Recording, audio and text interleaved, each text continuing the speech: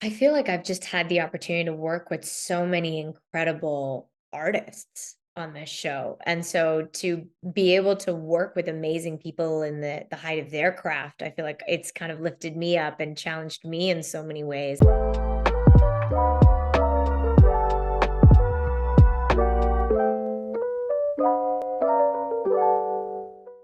Hello, everyone. I hope you're all having a wonderful day today. My name is Talal, and you are listening to the Popcorn and Soda Podcast, the show where we discuss all things movies, pop culture, and so much more. I want to thank each and every one of you for making me a small part of your day. In today's show, we're joined by a very special guest.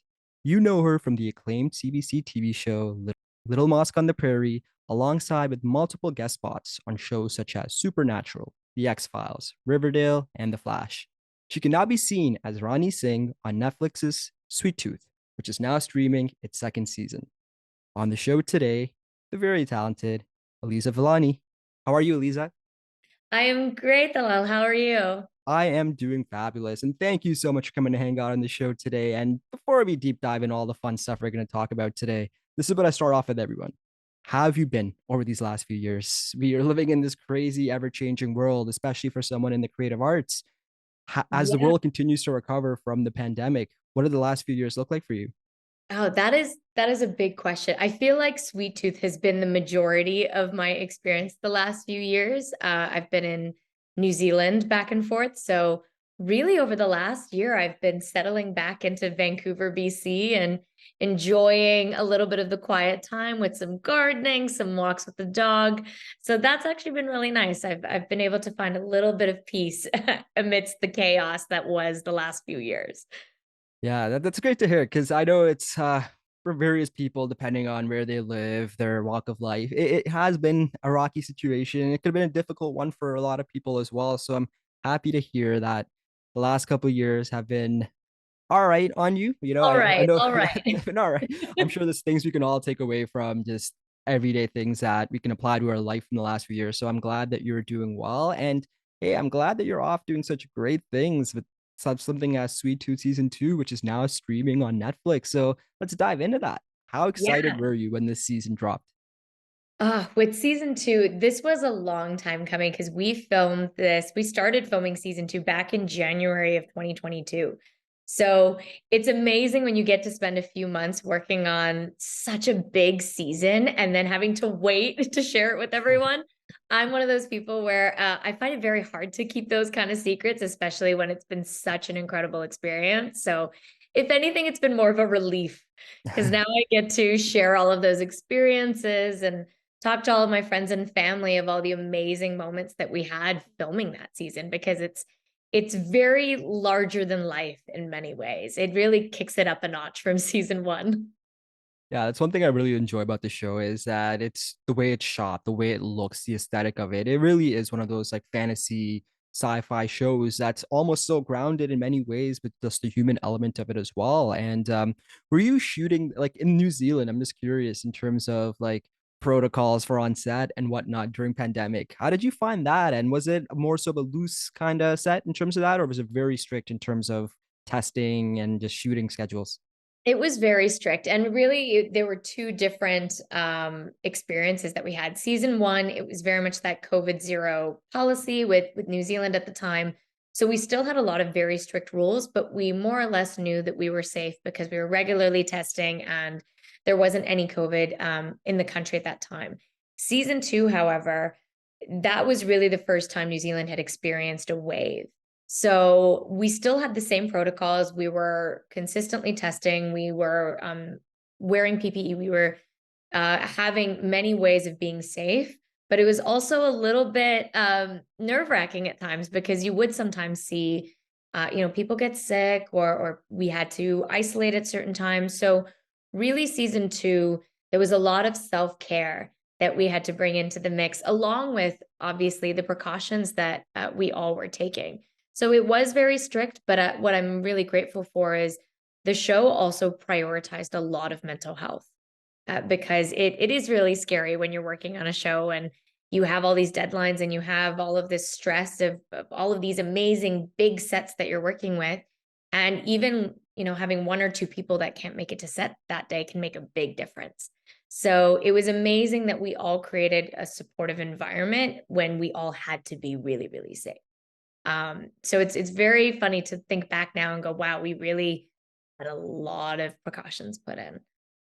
Yeah, now it looks, I guess for you looking back at it, does it almost in many ways feel like this bizarro like world where all of that happened? And of course, a lot of the restrictions on sets, a lot of them still are there for different countries, different states, provinces.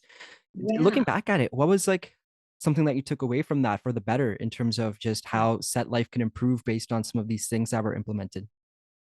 Ooh, I think for that show, it kind of feels a bit bookended that like that was the pandemic show that was done in the middle of the pandemic. That's kind of the way I go back to it because it really was a blending of reality and fiction. But what I think I took away from it is just how important it is to acknowledge where everyone is at in that moment. I think sometimes in the world of film and television, everything is go, go, go, and everything feels high stakes. And so when you get to all come together and go, you know what, we just need to support one another. We need to make sure that everyone is doing their best and that we acknowledge that everyone's doing their best. I think that's really important to have in this industry with such high stress and feeling that there's always going to be someone else that can come in. That's not always the case. And we need to start supporting each other. And that's what Sweet Tooth did. We had actors and crew members from all over the world having various experiences and coming together to tell one story. And I think Sweet Tooth highlighted how much of a beautiful thing that is for me. Yeah. And I think that's great because I think a lot of that blends in also in the acting and that atmosphere and that collaborative medium that's been created. Again, having to go through such restrictions and guidelines where everyone just wants to be there for them, for each other, and really want to put their best forward. And I think that's one of the beauty of a show like this is where you can genuinely see that on screen. And I love that. And just transitioning to your character on the show, which serves a Yeah. very important purpose and motivation for various different characters on the show. So, two-parter. For yourself, what do you enjoy the most about playing Ronnie? And number two, what are the challenges that come with playing such a complex character? Oh, okay. Um, so the first part was what was the thing I enjoyed the most about playing Ronnie? Yeah. I mean, this was such a confident character. Ronnie is someone that knows what's needed and jumps into action. She's very resourceful and she will always try to get around the problem. And I think that's a really cool thing to play in a character, especially for a female character, to just say, this is a woman in her power. This is a woman that knows who she is and knows what she stands for and is not afraid to admit that she's wrong. And really that's something I admired about her and I got to learn from her, which is really beautiful. I think the challenge with her was seeing that 180, funnily enough, the same thing of a character that in season one was so rooted in surviving. And then come in season two, after learning the impact of what that would do on hybrids, on her partner, she had to make a tough decision and say, you know what, I was wrong. And that was something that for me to look at in the script and go, oh my gosh, this is a person that's having to Mhm. change everything they thought they knew and pivot. That was a challenge for me as an actor to go, okay, who is this person then? Who is this new version of herself and how does she utilize the power that she has to make this change? So yeah, it was definitely one of the most challenging parts when we started getting to that point in the season. Now, you have such a great storyline in the series alongside with another great actor, Adeel Akhtar. Can you talk about the great chemistry that the two of you have in the show?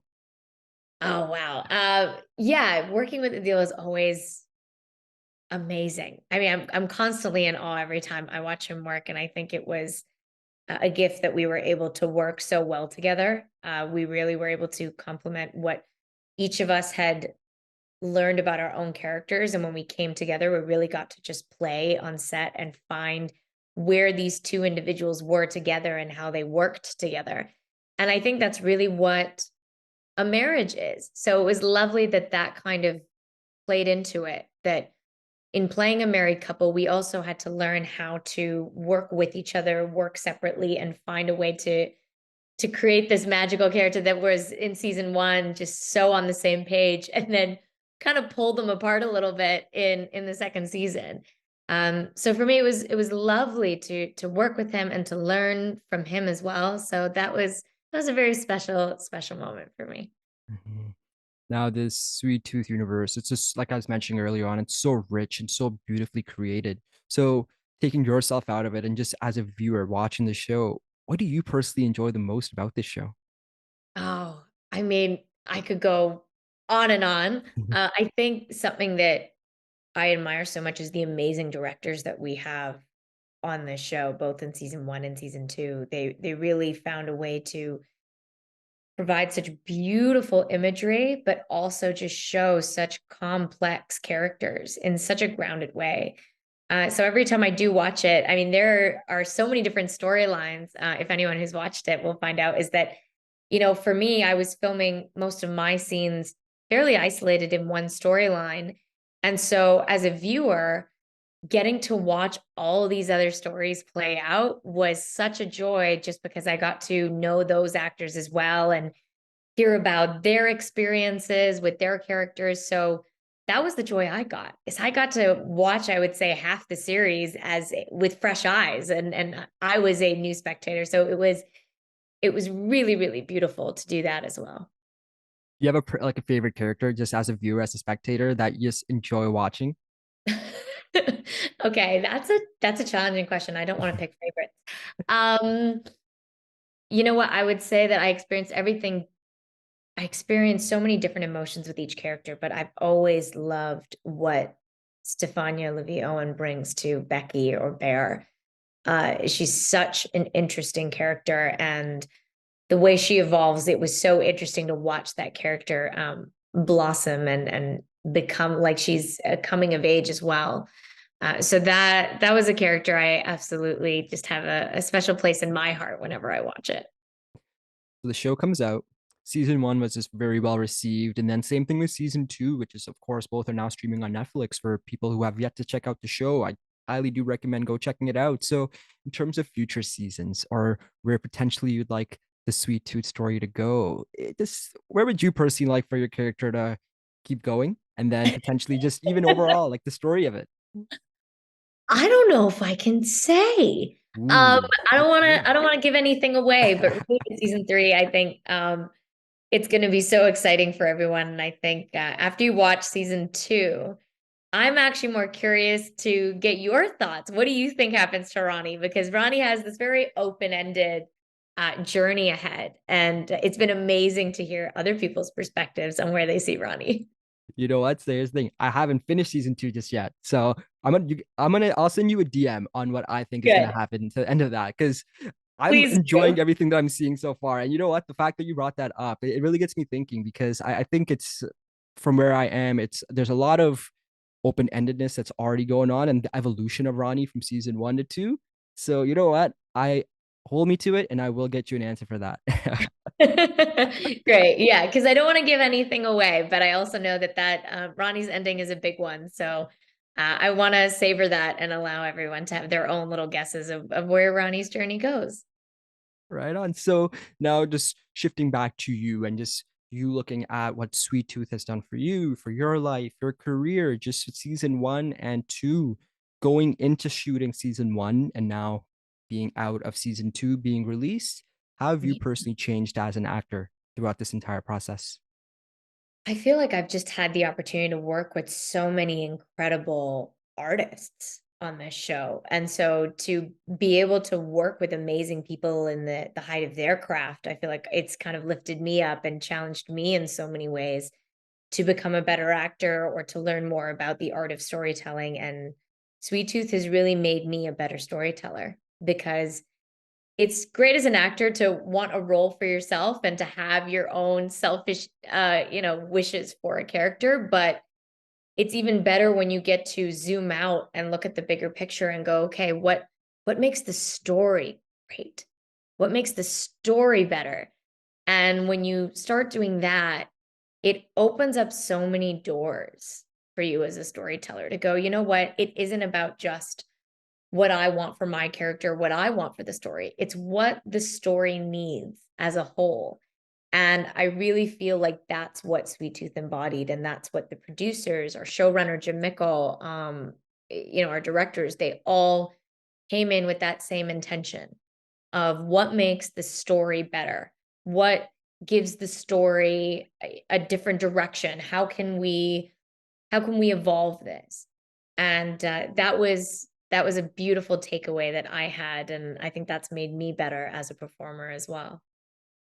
It's awesome. And again, for everyone listening, Sweet Tooth season 2 is now streaming on Netflix. And as I mentioned before, for those who haven't checked it out, I highly do recommend going to go watch an episode. And I'm guaranteeing you'll get hooked to it. It's a great show. And in a world where we're living in superheroes, sci-fi, fantasy, I think it's a good blend of everything that just humanizes us and things that we all like to watch. So do check it out. So now that we've spoken about Sweet Tooth, let's shift gears back to Aliza Vellani. So in life, we tend to relate to stories with those who come from similar backgrounds as us or may have had a similar upbringing. I love speaking to South Asian creatives because our culture is so different, especially when it comes to the acceptance and the complicated relationship that we have with the creative arts, whether you choose it as a career or just having it as a dream when you're younger, or even now trying to aspire to be in the arts as a full time career and as a passion. So, for yourself, who is South Asian descent and is doing very well for herself in the larger scope of being on a show like Sweet Tooth and on a platform like Netflix. What was your story and what impact did South Asian background have on you in wanting to pursue a career in the arts? Yeah, I mean, I think I have a story where I always say this, where I was very spoiled in the experience that I've had as an actor, because I had extremely supportive parents right from the beginning. I was a kid that was put in drama camps, and my mom loved the arts, so she wanted me to have that passion as well. And I got my first agent at 9 years old. And for me, my parents said, this seems like something you're having a lot of fun doing. We can keep doing it as long as it's fun, but the second it stops becoming fun, we stop. And it never stopped really. It was always just so much joy. And then when I had booked my first role, which just happened to be Little Mosque on the Prairie, that went on for 6 seasons. So that was a bit of, it could be a combination of good luck. It could be a combination of wonderful gifts that life had. Uh, but then my parents were under the impression that, okay, this is her career now. This is what she wants to do, and she's happy to do it. So they were really supportive right from the beginning. And for me as a South Asian creative, the fact that the first show that I ever worked on was written by a Muslim brown woman, that created this idea in my mind that, oh, this is what storytelling is. This is my world. I tell stories that relate to me. And I knew it was a big deal, but I truly didn't understand the impact until the show ended. And when I left and I was in theater school and also entering the world of acting again and auditioning, I saw the gaps. And I realized that the experience that I had had growing up was truly very rare. And that not only was I going to have to fight for that visibility again, but that it was a fight that was a lot bigger than myself. It was a collective fight that we all had to do together to make sure that our stories were heard and that it wasn't just the same story over and over again. So that's kind of my journey in the acting world, and I would say it's still very much that journey that I'm on. Now, in terms of family, friends, in terms of other creative artists that are South Asian descent that are either struggling to push through this stigma almost that's sometimes there, but sometimes we self-impose on ourselves. Or Yeah. just even now, after everything that's gone on and the success you've had, how do you find the support of the community in terms of is it more accepting or is it sometimes still almost like, okay, she's doing it, but she's the one off, but that's only her because, she's special and, that kind of mindset that sometimes people have? Yeah, I would say one thing that's become really great is these South Asian women in the industry have really come together and been extremely supportive. That is something that I've noticed in the last 5 or 6 years, that we're all trying to help one another. And we're saying, hey, if one of us is making it, then that's a win for all of us. And Yeah. let's keep trying to lift each other up and not make it seem like there's only one role that we all have to fight over. What I would say is challenging is more so the industry of what is a South Asian story. I think we as a South Asian creative and collective community have been told that there is only one or two stories, or that our marginalized experience is the only experience worth telling. And what I love right now is that there's so many South Asian creatives that are really trying to challenge that idea and saying, yes, we do have those marginalized experiences, but that isn't the only story that we have worth telling. We can branch out and we can have stakes and challenges in our lives that don't revolve around having conservative parents or being told that we can't love a certain person. Our challenges can be a lot greater than that, and our we have so many more complexities within our growth as well that can lead to truly profound stories. So that's something that I think as a community, we're really having to fight a lot harder to prove ourselves in that. Yeah, that's definitely true, and I think it's one of those things where you do see a lot of more South Asian creatives who are having a lot of success, like someone like Riz Ahmed or like Priyanka Chopra Jonas.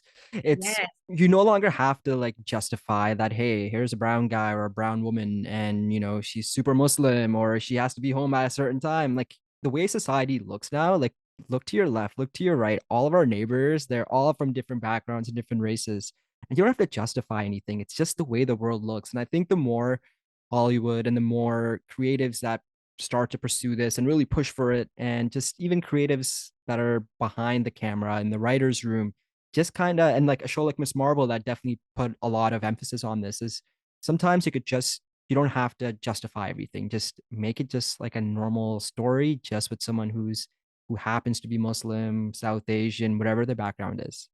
absolutely. And I think even multicultural stories. I think right now we're seeing beautiful films and television shows that are trying to showcase one community and educate the public on that one community and their relatability. But I'm really excited about films and television shows that have multiple people with different identities and different communities and not having to explain them, but simply see how they intersect and come together, because that was my experience growing up. I grew Yeah. up with multiple cultures in my school and around me. So that seems normal to me. I think that the film that resonated with me the most is Turning Red. Is like it was an animation, but like Yeah. even just being a Canadian story and seeing the multiple different groups of people and characters. I remember that that was the one of the first films that I went and looked at it and went, "That's me. That was me in that era." And so that's what I think we need to see more of, and I think we actually have a huge opportunity in Canadian and in North American storytelling to highlight that. Yeah. Well, I really appreciate you opening up about that side because I know there's South Asians out there that do struggle with this a lot. And I know even for myself, I had a big struggle when I was breaking into all this. And of course, we all have good days and bad days. And I think it's going to be an evolution of just as our life progresses, things hopefully get easier. So thank you for being so candid and so open about your experience because I do feel that there's a South Asian aspiring creative out there that could be listening or watching this and could understand that, hey, I'm not alone in this. And B, that if you want something, just go after it. And the universe, the more you put it out into the universe, the more likely you are to get rewarded in it. So I do appreciate you being so open about that. Now let's shift gears back to your career and your acting. So what's next for you? What's the dream role? What would you like to pursue further? Ooh, what is the dream role? I mean, I've I've been so into sci-fi ever since I was a kid, so even just entering some sort of science fiction universe would be an absolute dream. It's something that my dad and I used to, watch Star Wars and watch Star Trek, and then I remember getting into Stargate SG-1 because that was filmed in Vancouver. So to see that come full circle and to be a part of that would be just surreal in my head. It would be so hard. It would be a pinch me moment. So that would be something that's on the horizon, I think. Right on. Hey, like you're talking about it, putting it out in the universe. So Yep, and it's here, there. that's it. Here's hoping that Lucasfilm will watch this and they will come lock and fingers crossed for that. Fingers So crossed. that's awesome. So hey, as we wrap up at the great Aliza Vellani, it is now time for a segment that I call the final act. Aliza, I'm going to ask you 10 rapid fire questions about your likes and your dislikes. And I just want the first answer that comes to your mind. But here's the Okay. catch. Here's the catch. We're going to try to get through them in 1 minute or less. Are you up for it? Ooh, I am awful at rapid fire, so let's go. Movies or TV shows? TV shows Watch at home or at a movie theater? at home. Favorite movie? Oh no, Toto Pagal hai. Favorite TV show? Oh no. Uh Sweet Tooth. All right. Favorite season of the year? Favorite season of the year, fall. Does pineapple belong on pizza? No. Favorite South Asian dish? Biryani. Favorite character besides your own on Sweet Tooth? Wendy. You just mentioned this now. The dream role. Sci-fi. Anything sci-fi. And lastly, describe your journey in the arts in one word. Unexpected. Bam. Hey, Lisa, you killed it at that. I'm looking at the clock here and I'm pretty sure we got just right on the 1 minute mark. So, bam. Okay. So, Whew, that favorite movie one got me. That one was that's a, I kind of Bollywood. I chuckled a little inside on that. I like that answer. Not everyone's gonna get it, but to those who get it, they will get it. You gotta know. If you know, you know. That's awesome, man. Lisa, thank you so much for being a guest on the show today and just being a fellow South Asian, being Canadian. I'm so proud of all the great work you've been doing in the creative arts scene. You're truly one of the creatives that's helping to lead the charge of inclusion and diversity in this medium. And for that, I thank you and I applaud you. I truly wish you all the best in your upcoming projects, and I look forward to having you back on the show to discuss the next one. Absolutely. Thank you so much for having me. It's been the best.